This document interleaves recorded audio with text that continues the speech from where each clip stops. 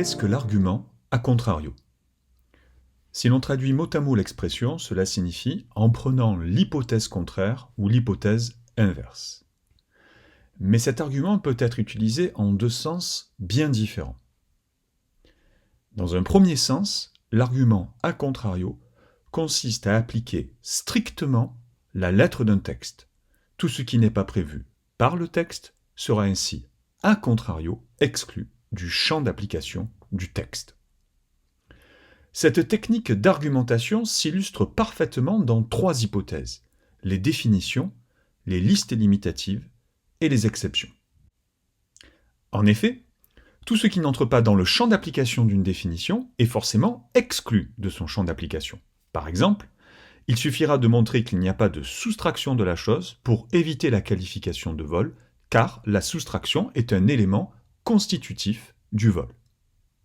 L'a contrario strict s'illustre encore avec les listes limitatives. Lorsqu'un texte prévoit une liste numérotée d'items, on peut présumer qu'elle a par là même exclu tous les cas qui ne sont pas mentionnés.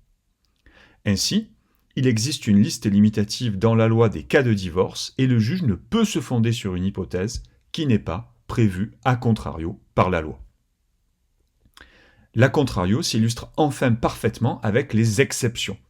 Si celles-ci sont d'interprétation stricte, alors cela signifie que tout ce qui n'est pas régi par l'exception est a contrario régi par la règle.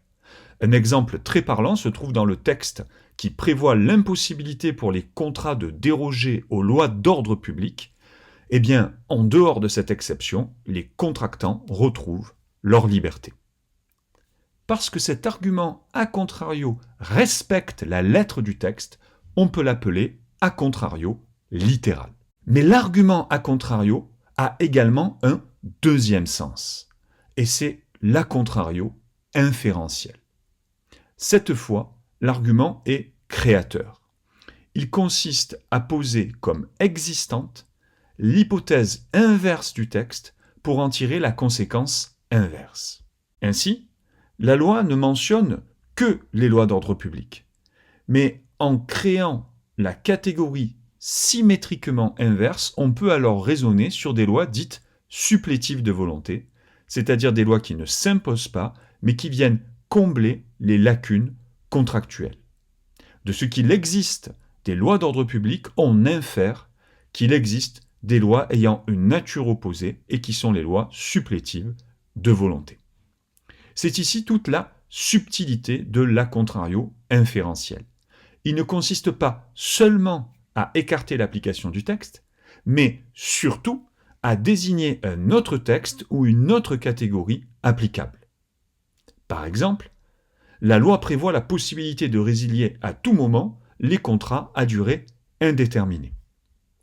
Par un a contrario littéral, on se contentera de dire que les contrats qui ne sont pas à durée indéterminée ne peuvent pas être résiliés à tout moment. Mais par un a contrario inférentiel cette fois, on dira que les contrats à durée déterminée, qui est l'hypothèse inverse des contrats à durée indéterminée, doivent être exécutés jusqu'à leur terme, sans possibilité de résiliation anticipée, si rien n'a été prévu, bien évidemment, dans la Convention. On le voit, l'a contrario inférentiel permet bien de désigner une autre règle applicable. Alors, que faut-il retenir?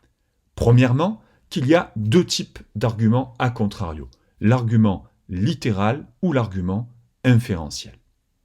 Deuxièmement, que l'a contrario littéral correspond à une interprétation stricte, tandis que l'a contrario inférentiel est potentiellement créateur d'une nouvelle règle. Troisièmement, que l'a contrario littéral fonctionne essentiellement avec les définitions, les listes limitatives et les exceptions. Vous voulez en savoir plus?